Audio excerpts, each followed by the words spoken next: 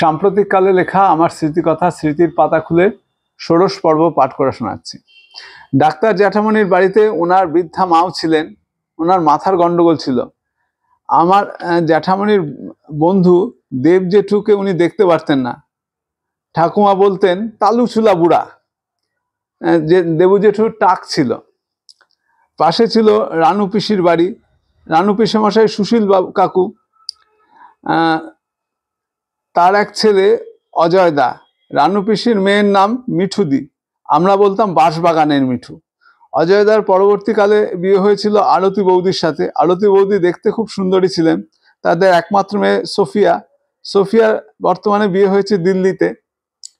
অজয়দা এবং বৌদি মাঝে মাঝে দিল্লিতে যান। ডাক্তার জ্যাঠামণির বাড়িতে প্রচুর গাছপালা ছিল। ফলের মধ্যে আম, জামরুল, সফেদা এইসব ছিল। জামরুলও ছিল একটা। নিয়মিত মিষ্টি মিষ্টি জামরুল খাওয়ার কথা আমার বেশ মনে আছে। জেঠিমা আমাদের খুব স্নেহ করতেন। তার এক বোনের আসতেন না তার বাড়িতে, পাড়ার কাছাকাছি থাকতেন। তার স্বামীর নাম সুনুবাবু। পরবর্তীকালে আমার পরিচিত পেশেন্ট হরিপ্রসাদ বাবুর সাথে সুনুবাবুর প্রায়ই আমার চেম্বারে, নাকতলা চেম্বারে আসতেন। ডাক্তার জ্যাঠামণির বাড়িতে বিশল্যকরণী, জগৎমাদন এসব ভেষজ গাছ ছিল। ডাক্তার জ্যাঠামণির বাড়িতে টালি বা টিনের চাল ছিল। পরবর্তীকালে ওদের জায়গায় ফ্ল্যাট তৈরি হয়, ওরা ফ্ল্যাটে বসবাস করত। জ্যাঠামণির বাড়িতে ডান দিকে পরিমলদার বাড়ি, নিচে পরিমলদার গম ভাঙার কল। আমরা গম ওখানে ভাঙাতাম। পরিমলদার কয়েক ভাই, এক ভাই ছিল শিবুদা। ছোট বোন মীনাক্ষী গান গাইতো। পরে শুনেছি বম্বে দিকে চলে গেছিল গান গাইতে। পাড়াতেই ছিল সুকুমারদার মুদির দোকান। ডাক্তার জ্যাঠামণির বাড়ির সীমানায় তার দোকান ছিল।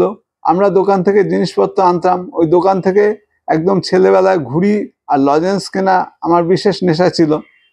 পরিমলদার বাড়ির একটু পরে রাস্তা দুভাগে ভাগ হয়েছে। একটা রাস্তা বাঁ দিকে উত্তমদের দোকানের পাশে গিয়ে উঠেছে। সোজা রাস্তাটা বাঁশদ্রোণীর দিকে চলে গেছে। ওই দুই রাস্তার মুখেও সাধুদাদের বাড়ি ছিল। সাধুদা কয়েক ভাই। সাধুদা বড়, পুলিশে কাজ করতেন।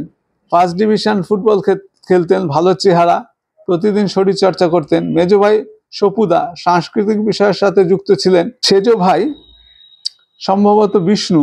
আমি ওর সাথে ছেলেবেলায় খুব খেলাধুলা করেছি।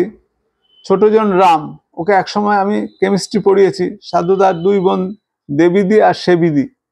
সাধুদাদের বাড়ির লাইনে বাঁদিকে গলির রাস্তায় একই দিকে গোড়া নিতাইদের বাড়ি। ওরা বেশ কয়েক ভাই বোন।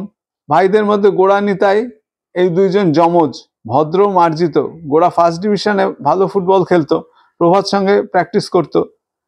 সেজো ভাই টুনটুন। ছোটজন বিপ্লবকে আমি পড়াতাম। মাধ্যমিক হায়ার সেকেন্ডারিতে পড়িয়েছি। মূলত অঙ্ক নিয়ে অঙ্ক করাতাম। মাসিমা ও মেসমশাই অত্যন্ত সজ্জন ব্যক্তি ছিলেন। বাড়ির সকলের ব্যবহারই অত্যন্ত অমায়িক ছিল। গোড়া নিতাইদের দুই বোন, তার মধ্যে প্রতিমাদি বড়। প্রতিমাদি সুন্দর চেহারা। ওনার স্বামীও ছিলেন অত্যন্ত সুদর্শন, কিন্তু মানসিকভাবে খুব অস্থির ছিলেন। জ্যাঠামণির অফিসে ব্র্যাডমা ইন্ডিয়া লিমিটেডে কাজ করতেন। প্রায় অফিসে যেতেন না।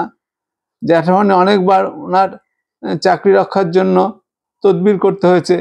প্রতিমাদির এক মেয়ে, এক ছেলে। মেয়ে বড়, প্রতিমার মতো চেহারা, ছেলেও খুব সুন্দর। গোড়ার ছোটদির নাম হচ্ছে পূর্ণিমা, ডাক নাম ছিল পুন্নি। সম্ভবত আজ উনি আর নেই।